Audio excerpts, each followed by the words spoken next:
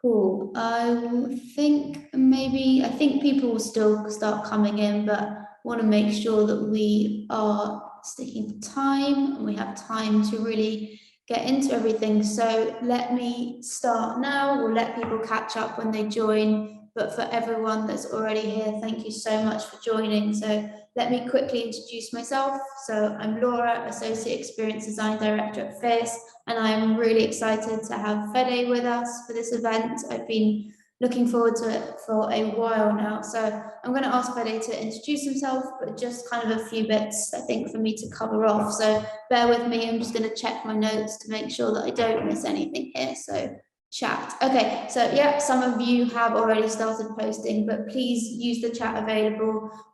Always love to hear your thoughts as we go along. Also, if you have any questions, note them down in the chat. We will ensure that we have time at the end to address any questions, or potentially if it's a really burning question, we can see how it goes. We move along.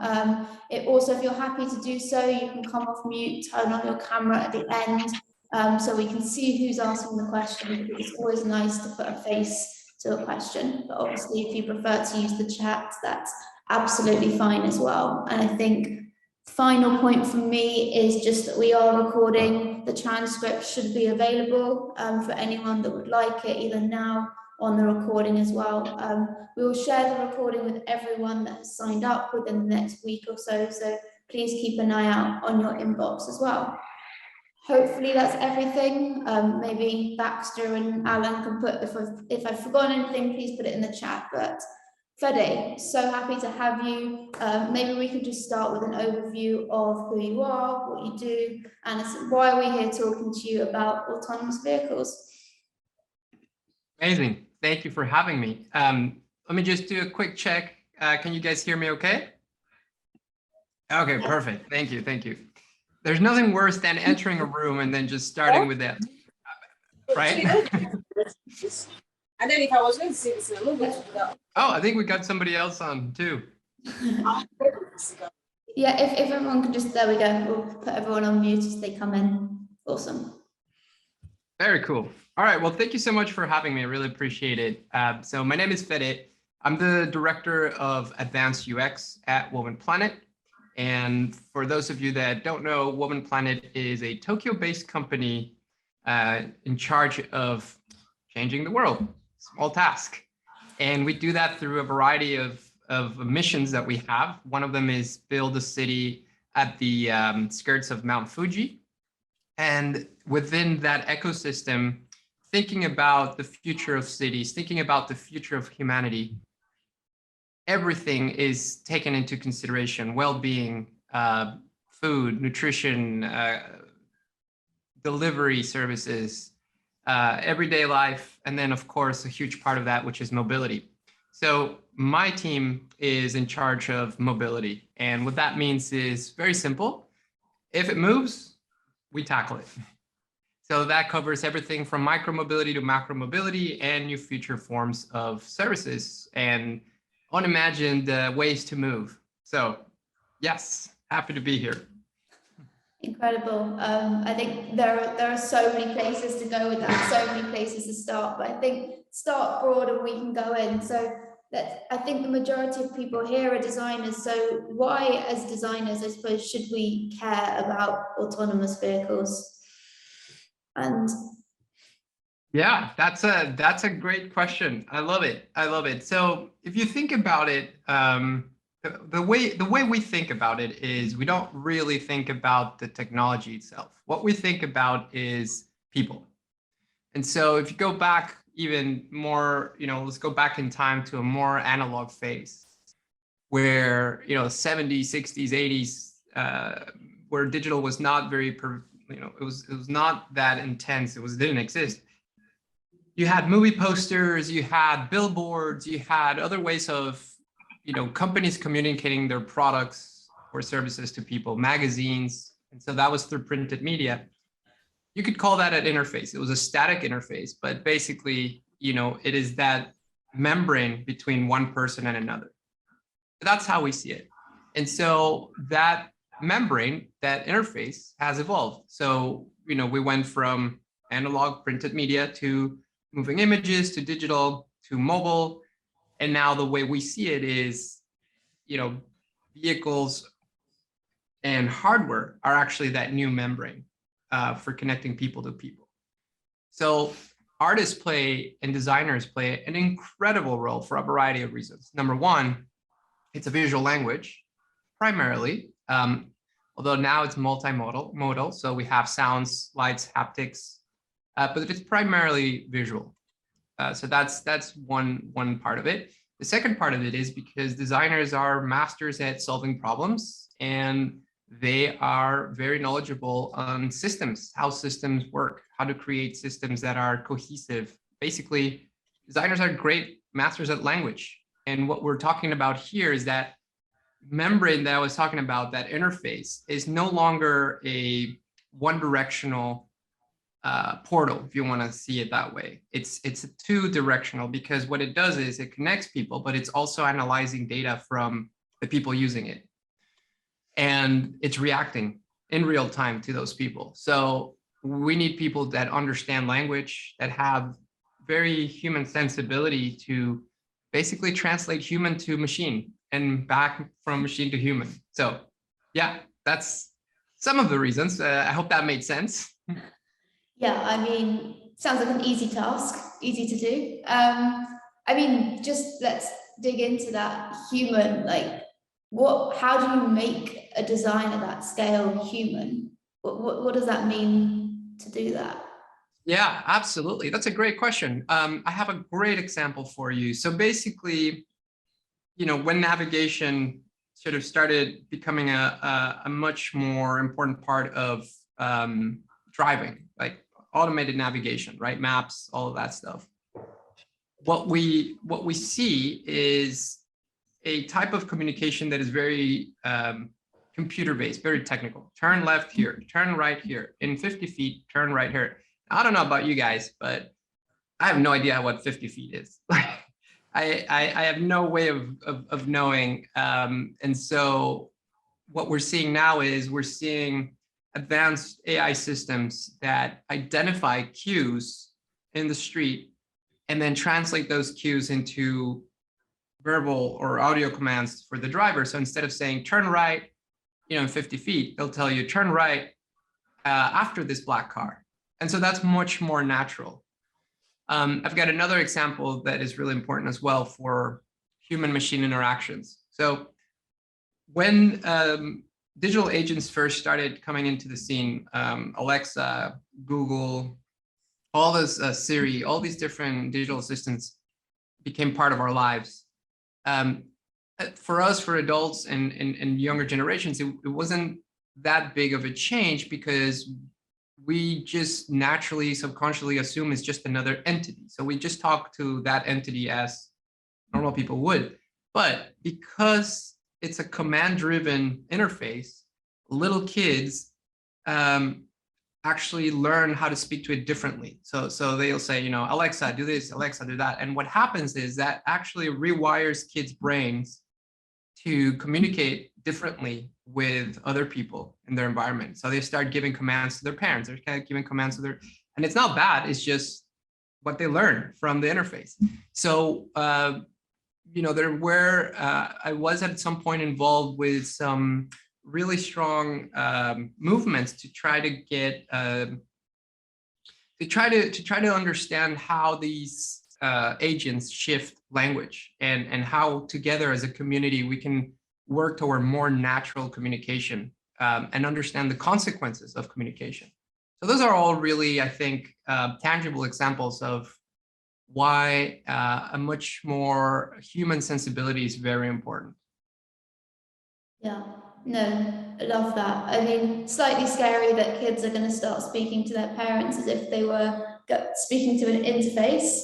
Maybe that's a topic for another time. But I mean, in terms of, it sounds like what you're talking about there is kind of making the machines feel more human. And if we take it back to a lot of the conversation around autonomous vehicles, which is kind of the center of this, is making things more human. And is there a benefit from designers making things more human, is there a benefit? But from a potential safety perspective, or from other things, like, do we want to be making things human with the irrationality of human behavior, and are machines more reliable than humans in this context? How are you balancing that kind of approach? Yeah, I understand your question. Thank you. That's a great question. Let me think about it for a second, because I think the question is, it has different areas. So there's an area of reliability. So let's tackle that first.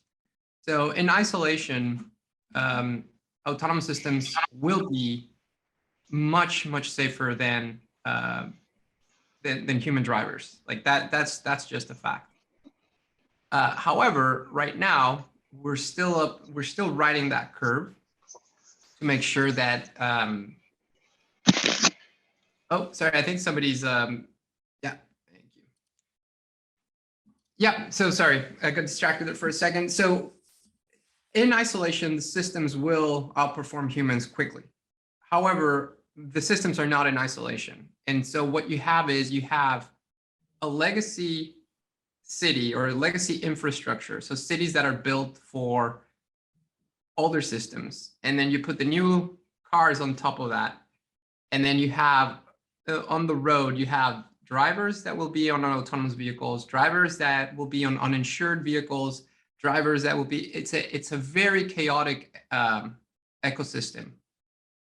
And so in that regard, what we need is new infrastructure that supports the new technology, and we need legislation, and we need support from the market so that we can shift to safer mobility. Now, regarding your second question about making it more human, more rational, it's not that we're trying to make it more human and irrational. Is that what we're trying to do is establish the proper understanding of the capabilities of the technology. So what does this mean? This means that when people sort of interact with the technology for the first time, their expectation is huge because of science fiction, because of movies, because of maybe some promises of companies. So their expectation level of that technology does not match the capabilities of that technology. And so when they start using it and it doesn't match that, you have a huge gap of distrust and mistrust and misuse of the technology, which is very dangerous. So what we're trying to do by making it more human is reduce that gap so that people have an incredibly clear understanding of what the technology can and can't do. That's number one, I think. And then number two is so that people can have a little bit of a better, more enjoyable time using the technology.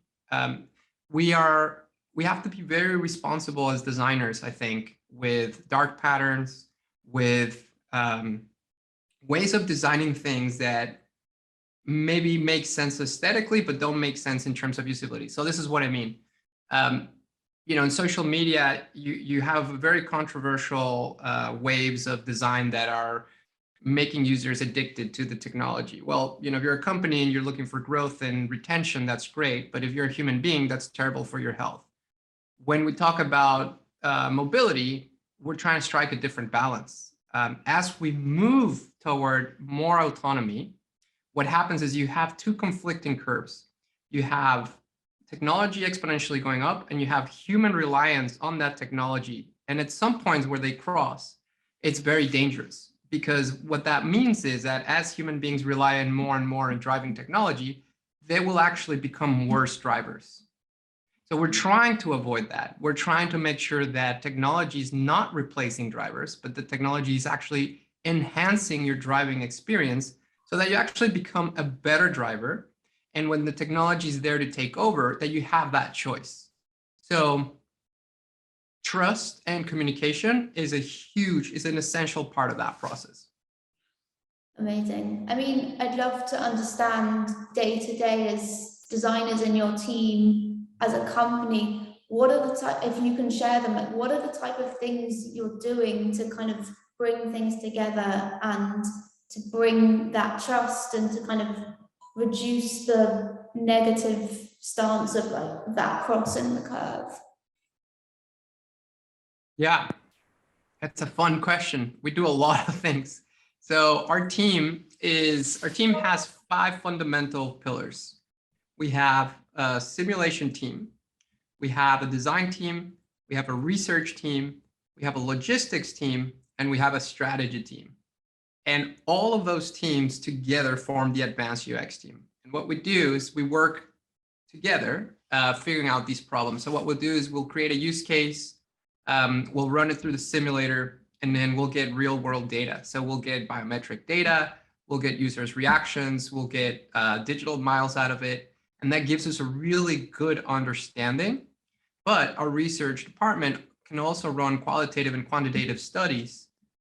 And then that all that data gives designers insights. So as to, it doesn't give them instruction, it gives them insights on how to uncover and discover what we call moments of delight, moments of joy, opportunities to make those connections. So that's kind of at a high level, without sharing anything confidential. That's a little bit of how we operate. Yeah, I mean, there's such a responsibility to that. I'm just thinking as a designer, like, you talk about the complexity, the systems. I think so many people on this call can kind of relate to that to some degree, being in large organizations and trying to understand the way of working. But I think what's so interesting here, I think we mentioned it when we last spoke, is often as designers, there's some degree of making a mistake. Like if you ship something and it's not quite right, maybe conversion is affected, maybe there is a bigger implication, but to some degree, especially when it comes to the vehicles, and even in the cities, like you've got, I don't mean to kind of put pressure, but like there's lives in your hands almost here. So it's a really kind of big area, an exciting area to be playing in. Absolutely. No, you nailed it. I think that's why our field is for me personally, is incredible, but also challenging. And just to kind of repeat what you said with different words, if we miss the mark, it's not like we lose sales or we lose conversion. We might actually affect somebody's life. Somebody might actually get seriously hurt, and so that is a huge amount of responsibility. The other part of it is when we design, the way we approach design is it's not anonymized. So users are not a number. The users are not sort of a metric. We actually do a lot of ethnographic studies where we get to meet the drivers one-to-one, and we get to hear their stories, their life stories. And we are deeply connected. We're deeply embedded in service of the people that we actually meet. Just to give you an example, we ran some studies around people losing their sight and their inability to drive, and that's a very tough situation because it's a very sad situation, because what happens is people's lives and circles literally shrink. They stop being able to do the things that they love, seeing the people that they want to see, et cetera. And so we know who they are. We know their names, we know their stories, we know who their friends are. And so when we're designing and, when we are making considerations, we know exactly who we're designing for. That's amazing. I think if we were to zoom out, something you mentioned is vehicles being a part of cities. I'd love to understand and kind of have you share with everyone a bit more around how, autonomous vehicles are huge in itself, hugely complex, so much to think about. But to what you were saying earlier, they're one relatively small part of some of the things that you're thinking about and the scale of cities. So, how do you see autonomous vehicles actually impacting the design of future cities, for example? Yes. Thank you for that question. So I think, I love this conversation because I think what we're seeing is what we have been seeing in the last years is a transition in mindset from the design community, where we're starting to understand that we can't design things in a vacuum, because if we do, they'll end up in a landfill or in the ocean. Or so we have to start things in terms of ecosystems and how things interconnect with each other and how things last and how things become sustainable. And so when it comes to mobility in cities, LA is a great example. A lot of people don't know this, but Los Angeles used to be one of the most bicycle friendly cities in the United States back in early 1900s. And it wasn't until the advent of car companies that LA became a nightmare of freeways and streets and asphalt. And that had some serious repercussions in the community. Communities became more segregated. Developers, it really affected society, in some ways good, in some ways bad. Now, what we have with Woven City is we have a wonderful real space, a real city, where with real people that sign up to live in that city, where we can test these things before going out into the world. There's another great example of how cities and simulators help mitigate risk. Digital cities, not digital cities, modern cities, like the one we're building. And the example is here in Los Angeles, at the beginning of the micromobility revolution, you had a few companies that released their product, and they just kind of released it into the wild with this sort of, break it fast, learn fast mentality, or break it till you make it. I don't even know. But they released these products, and what happened was the cities, the different cities where they were released, I'm talking specifically about electric scooters, were not ready for it. So what you saw was a lot of broken wrists, a lot of people not wearing helmets, no dedicated lanes. And so the cities had to quickly adapt to that. And the human cost to it was huge. And there's no reason to do things like that. There's absolutely no reason to do things like that. And so one of the advantages of having Woven City is that we truly have the opportunity to do a grassroots approach to building the future. We're not coming in there and saying, hey, here's the future, shiny buildings and skyrise. That's not it. It's tell us how we can empower you to live a better life. And let's work this out from the ground up. And so we're thinking about, this entire ecosystem. And so again, when thinking about mobility and thinking about the city and how they connect, we're thinking about, okay, how does your car communicate with pedestrians? How does your car communicate with other cars? How does your car or a Woven City car alert, physically disabled people? All these things, it's all part. And so if you could imagine, what you need is a cohesive design system that permeates all those interactions. And that's a massive task. That's a huge, very exciting task. But yeah, I hope I answer your question, because it seems like I'm rambling, but I swear I'm getting to a point. Yeah, that's also, it's a huge task. I think that's in some ways an understatement. There's so much. I think the fact that everything is connected and has to speak to each other, to some degree, I feel like in a safe space that works, but when you have to design for the edge cases and design for kind of quote real cities right now, how do you even look at it from your brand of cars speaking to my brand of different brand of car? Do you feel like that those different brands are going to have to work together? There's going to be a kind of diminished number of brands in order to achieve this? How is that even happening right now?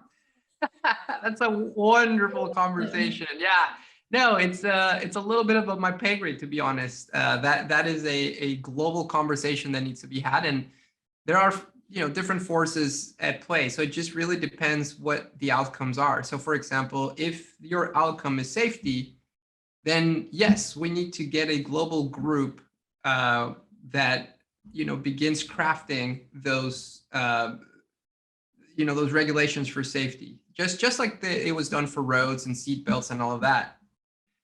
But if you're talking about market and branding differentiation, it's a little bit more of a law of the jungle, right? Whichever company comes out with a system that's friendlier and more efficient, maybe that's the one that wins. at this point, it's too early to tell. It's a really big question. Yeah, I mean, one thing I think we're seeing in London is more and more people, and I think we're somewhat kind of blessed. I mean, take COVID out of it with like very good public transport. And what you're seeing is fewer people and kind of fewer younger people actually saying, I need a car right now. And maybe they go more towards sort of shared ownership and renting cars as and when they need them. So how does something like that, when you look at your ecosystem, play into kind of what you're thinking about? Yeah, you just keep them coming. Great questions. I'm so interested in this. It's incredible. That's awesome. And it just flowing perfectly natural one into each other. This is great. Yeah, I think, look, at a sort of philosophical level, there is always this sort of tendency and this bias. I think it's a positivity bias. I think we get very enthusiastic about the future and we tend to simplify it and reduce it. So what this means is that we tend to think of solutions as, there's got to be a silver bullet solution. So everything needs to be, mobility as a service, or everything needs to be public transport. And the reality is that society is super complex. So what we want to have is a broad portfolio of mobility options. So in some instances, public transport will be amazing. And again, it depends on the outcome that you have, right? That you want. For some cities, public transport is incredibly beneficial for different reasons, but detrimental for others. And so in some situations, you might have users that might want a personal space, like an extra space, private space that's an extra room for home. And we've actually seen like thousands of studies on that, where people in America, I don't know about the UK, but people in America, before COVID, they used to drive home and park their cars in their garage after work and then chill. And then just chill there for 20 minutes because they needed that extra space. And they would make phone calls, or maybe finish listening to the radio or a program or music, or maybe take a nap before sort of starting that, that nighttime routine with their families. And so what we saw was that there was a huge appetite for that extra personal space. Same thing we observed in Japan and in Asian countries. After, around lunchtime, a lot of workers would go down to their cars and just kind of sit in their car in their space and have lunch by themselves. And so, yeah, it's complex. It depends on human behavior, right, and human needs. And so what we do is we try to analyze in those environments. Okay, what problems are we solving, and what are the tools needed to solve that specific problem? Because if, that old saying, if you just use a hammer, everything looks like a nail, right? So we want to make sure that we're not using a hammer, that we're using the appropriate lens to see each problem.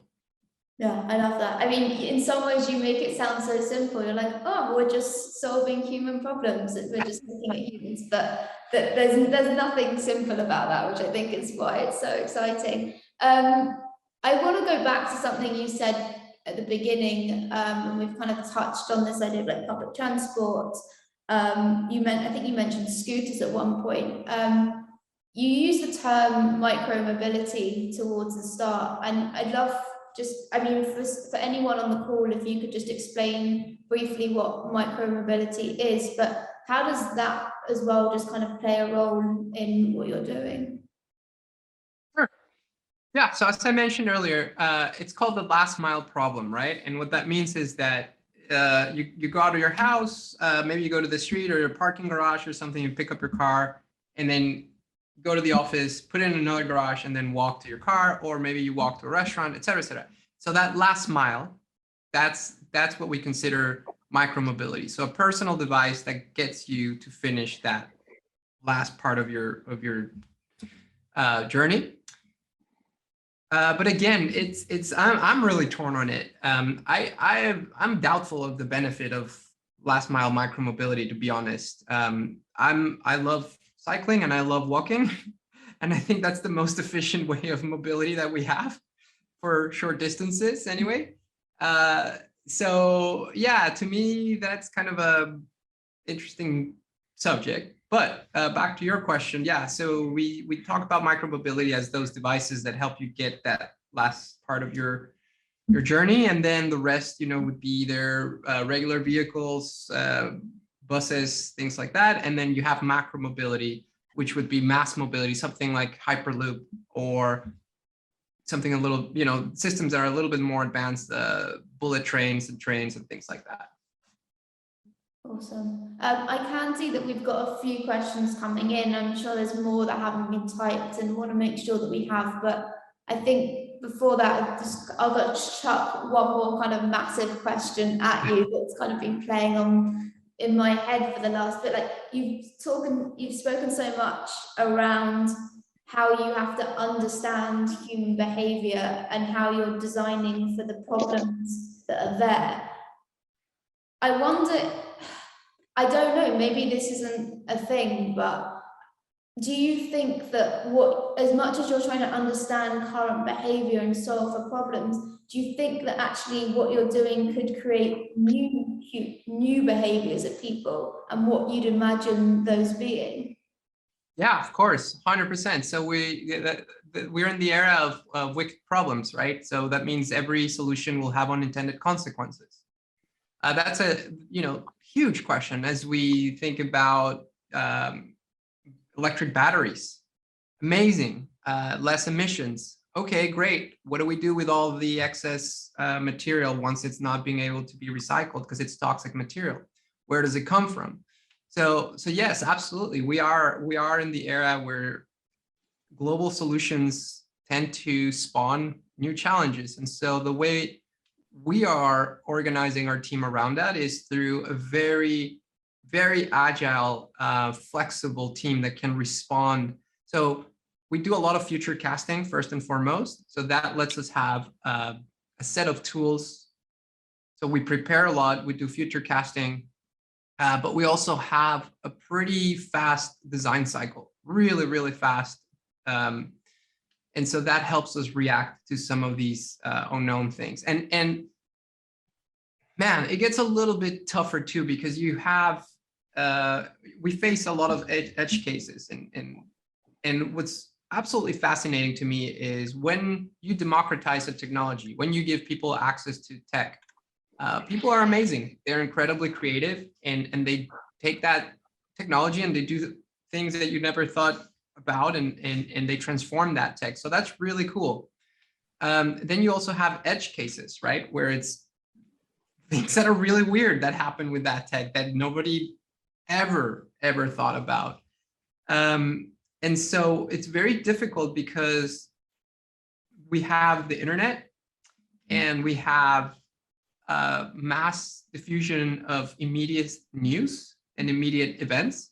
And sometimes what happens is an edge case, because it's an edge case, because it's fascinating, might get a lot of attention in the media, but statistically speaking, it's not relevant. And so for our team, it's incredibly important to discern what is noise so that we can prioritize what things to address. So that's one of the challenges.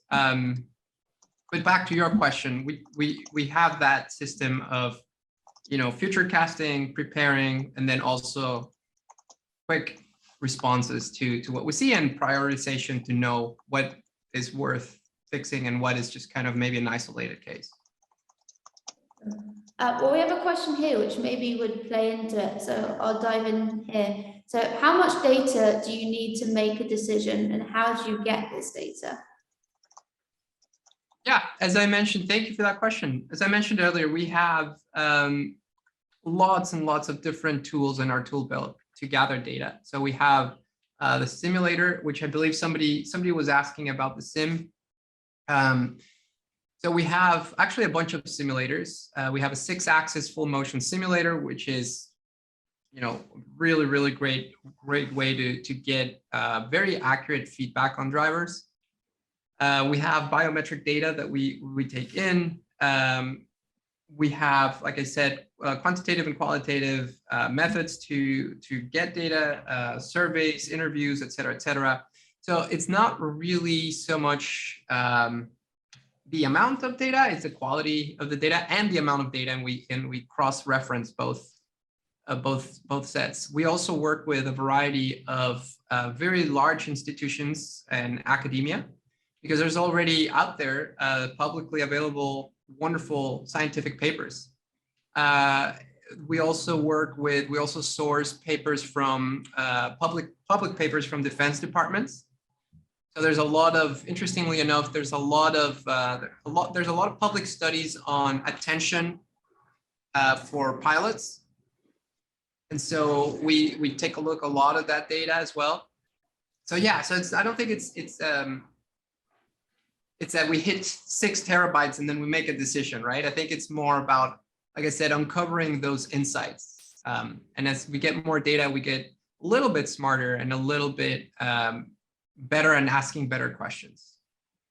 That's really, like, just the pilot stuff there, looking at it from that other perspective and what you can learn from it that's really interesting. I think, sorry if I got your name wrong, Stefania there, Fede just touched on what the simulation is, but I don't know if that necessarily answered the question directly. I will say at this point, if anyone wants to come off mute and or turn your video on and ask a question directly, maybe if we could do a kind of stick your hand up and we can go that way, I think that would be awesome. And Stefania, if we didn't answer your question, then please put your hand up and do it.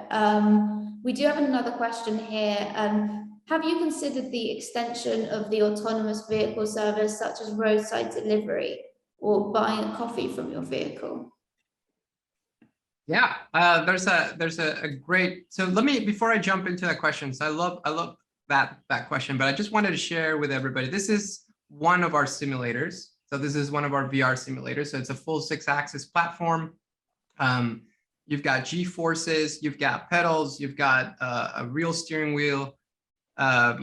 Yeah, it's absolutely the coolest thing. I know we don't play GTA 4 on it. This is a very expensive piece of machinery. Cool. So back to your question. Sorry. Okay, it was roadside delivery and buying coffee. Yeah, absolutely. So that's one of the things. If you look at what the EPalette is doing, the EPalette is precisely built around that. It's a business enhancer platform, right? So if you, I'm sorry, I don't have any pictures available with me right now, but if you just Google EPalette, you'll see exactly, I think, an answer to your question.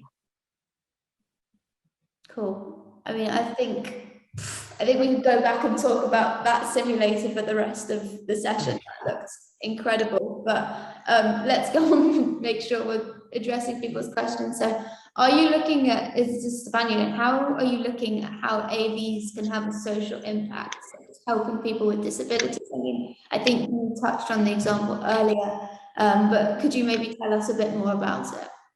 Yeah, thank you, Stefania. That's a great question and very close to my heart. As I mentioned, we have several initiatives. So one initiative that we have is, I can't talk too much about it, but let's just say it focuses around people, seniors at the later stages of their life with multiple disabilities. And we're looking at how autonomous mobility can actually enhance their lives and help them continue build community and retain their activities. We are also on our team, like I said, exploring different ways of connecting with human beings. And so at the beginning of the chat, I said we're primarily visual, but we do have other things that other tools at our disposal. We have sonic tools, we have haptic tools. And so all of those, we have several wonderful studies that show us that when you expose a human being to different stimuli, if you orchestrate that stimuli in a certain way, you actually elicit a quicker response. So what does this mean? It means that if you're driving and you see an emergency light, it will take you about 2 to 3 seconds to respond to that. But if you see that emergency light and you hear a beep, your reaction time will be cut. And then if you see the light, hear a beep, and feel a vibration, then your reaction time will even cut even more. And so we have a lot to learn a lot to learn in how to shift some of our systems and responses from being so heavily visual and tackle other sensors, other sensory inputs so that we can expand our services to people with disabilities. Amazing. I hope that addresses your question. I mean, the cognitive side of that, the psychological side of this design work is amazing. We've got a few kind of techie questions now, I think, from Alan. So I'll break it down. So first one, how do you deal with hacking, and do you see this as a big risk? Yeah, great question. So there is definitely always a possibility of a black swan event, which is an unforeseen event that changes the trend. Yeah, when it comes to hacking, how do we deal with it? That's a really tough question. As good as we can. I mean, the systems, you know, they are wrapped in redundancies to avoid, you know, so just to give you an example of redundancy, like, you know, if your system fails, your software, you always have a manual redundancy so you can take control of the car. So this idea that your car will be controlled by software completely, you know, we don't do that. We need a redundancy to be able to mitigate that. It's a tougher question. I think, you know, I'll kind of leave it at that because it is a big risk, and it is something that we're extremely concerned about. And so there's a lot of resources and efforts going into cybersecurity for sure. The particulars, honestly, I'm not that familiar with. Second question, who's responsible for a car in a crash? Would be the software company or the car owner? That's a phenomenal question. Man, you guys came ready with all the good questions. Who's responsible for a crash? I don't know. It depends. Like I said, it's a very tough question because on the one hand is first you have to evaluate the systems, the company systems, are they as reliable as they say they are? Number two, there's a marketing issue. Are they communicating that capability properly? Number three, is the user understanding that properly? And so there's a shared responsibility, I think, in all those. And then number four, what are the conditions under which that system has been operated? Was that system forced to be outside of where it needed to be, right? So for example, if you're talking about these guys that, and I'm not going to say it in case somebody else doesn't know it, but there's a way to hack Teslas so that you can just be hands off for the whole time. So if you do that, that's clearly your fault. You're pushing the system in a way that you shouldn't be doing it. And that's that to me is very close to drunk driving because you're doing something very, very dangerous with your vehicle.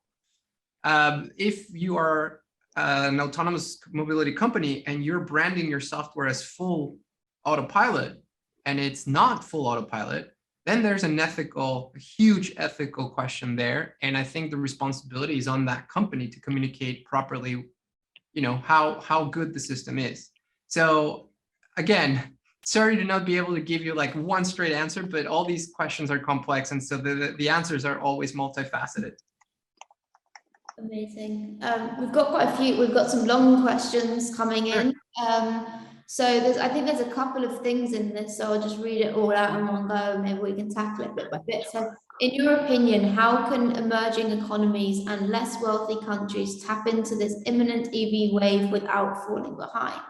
Along with that, where will all the gasoline cars go? Do you envision a future where we can modify these cars to reduce costs and reduce environmental impact of making new cars from the ground up? I think that Shad, I think the question was from. Oh, Shad, thank you for that question. I love that question. Thank you very much.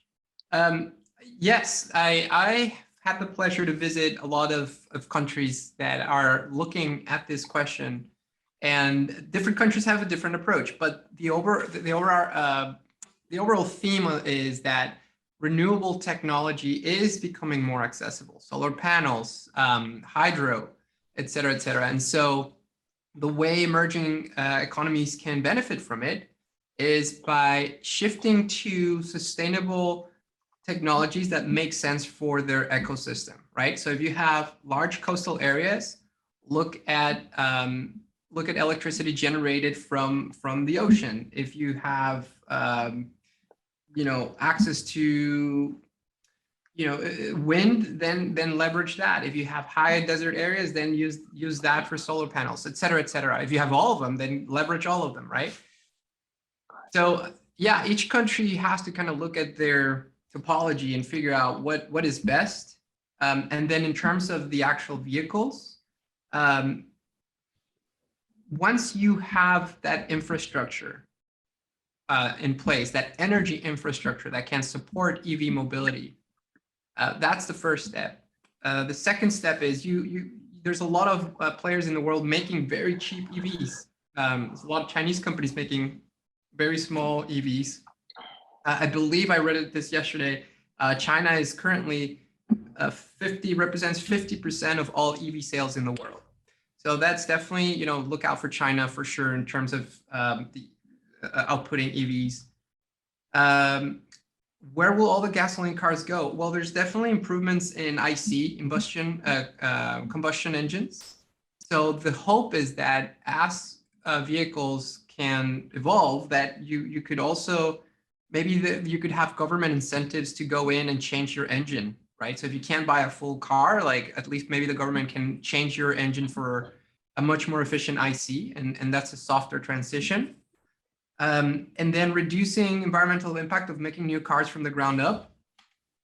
Amazing question. I don't think that's being addressed at a global level as thoroughly as it should be addressed. I think that one of the best tools that we have to deal with that is public transport and redesigning cities to be more friendly to pedestrians, to cyclists, so that you're actually reducing the number of cars. Increasing the cost of licenses and parking lots so that personal cars become more of a luxury, and that can fund public transportation. So there's different ways to think about it. So these are all just ideas, but wonderful question. Thank you. Cool. We've got actually a few more questions coming in. Dexter asked, what are some of, I think to the point you made earlier, what are some of the ways that you see sound and voice playing a role in the autonomous vehicle experience, both from the interior and exterior? Yeah, very cool. So at the beginning, we were talking about, connection, right? Human connection and human understanding of the machine's capabilities. So exterior HMI is super important. So let's say, for example, right now, you're crossing the street, right? And in the US, we call it the zebra, right? You're crossing the zebra and a car stops. And so what you do is, what do you do? You look at the driver, you make eye contact, driver looks back at you, kind of confirms, and you kind of nudge and see if it's safe to cross, and you do that. So there's a very good communication cycle happening there. Now, what happens if the person's on the phone and they're not seeing you? That gets risky. What happens if the car is autonomous and the person is sleeping? So what we need is frontal displays on the vehicles that show the pedestrian, in this particular case, that the car is actually seeing that particular pedestrian and is identifying that pedestrian. And maybe, if it's green, it means I see you and go ahead, cross. Maybe it's yellow, it's like, wait, I'm going a little fast, don't cross. And then, but there's definitely a really important relationship between the exterior of the vehicle and pedestrians. There's definitely an incredibly unexplored area of vehicle-to-vehicle communication that I don't know why it hasn't been more important, but I'll give you a great example. If you're driving, and if you're driving here in the US, I'm sure you guys have this too. If somebody cuts in front of you, you might be a little bit irritated and prone to do something. Famous road rage, right? But you don't know as a driver that person did that maliciously, or was it a mistake, or whatever. And what we've seen in actual studies is that when people apologize through the mirror, road rage and negative feelings go immediately down. And so what does that mean? That means that if we were able to have, car-to-car communication that expressed that, like a sorry button, a sorry light, or an excuse me light, or things like that, things as simple as that. We found that in theory, that actually might reduce tension and while you're driving. So car-to-car communication is very, very important. And then, of course, in the interior, as you said, as I've explained earlier, the more inputs you have, the more sensory inputs you have, the more, the faster human reaction can be.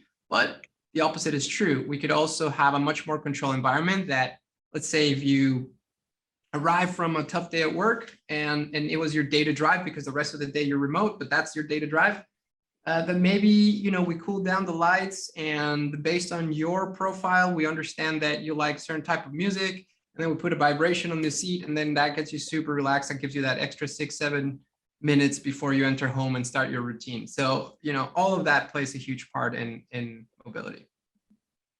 That's amazing. I've got so many more sub questions going on in my head after that, but I've been asking you questions this whole time, so I need to get through other people's questions. I know we're running out of time, so maybe see if we get one more in. So Marco says, hey, zooming out to the Woven Planet project again, when considering mobility on a wider scale, how closely can or should an OEM like Toyota collaborate with urban designers, architects, local governments, etc.? Of course, the aim is to improve urban environments, but is brand image important too? Thank you for that question, Marco. You know, I'm not sure how to respond to that. I think every OEM will make its own choice. At least what I can tell you is that in the case of Toyota and in the case of Woven City, that we are working very, very closely with governments, with communities. That one of the things that surprised me a lot about working for a Japanese company. So I've worked for most of my life, my professional life has been in the US. And, you know, ultimately, when I worked in the US, my experience was that the single focus of a company is to make profit. When I started working in Asia, not just Japan, but I worked for Chinese clients as well, they have very different metrics of how companies, what success means to a company. And so, for example, in China, they will fund projects that are not profitable, but that represent a huge benefit for society, which was unheard of for me. I'd never seen that before. In Japan, there is a huge sense of community, massive sense of community. And so I don't think it comes from a branding image perspective. I sincerely think that it comes from people just being more community oriented and less driven just by profit alone.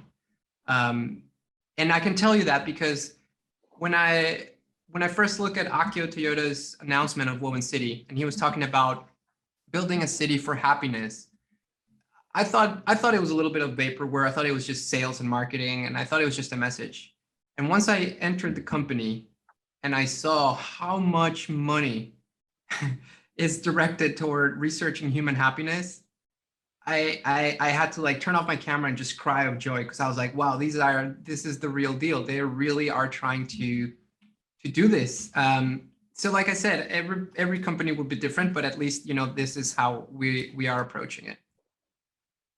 Well, I think we do have a couple more questions, but that feels like quite a nice note to leave it on. And I want to make sure that we're respecting your time and everyone else's on here. So maybe for anyone that still has questions, if we could just like, how can people reach out to you? I know that you're part of our Slack community. If you're happy for people to kind of message you there, if there are other ways that people can get in contact with you to ask more questions, to find out more about what Woven Planet's doing, the opportunities there, how can we do that?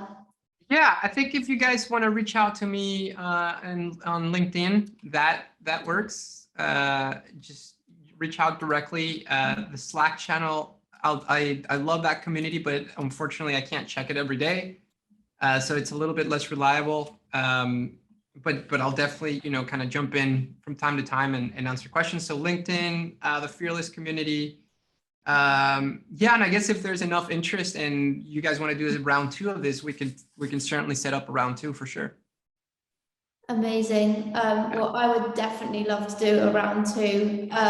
But for now, just thank you so much for your time, and thank you to everyone that joined. And I was about to say, I hope you have a lovely evening, and people in the world, I hope you enjoy the rest of your day, and hopefully see you soon at another Fearless event.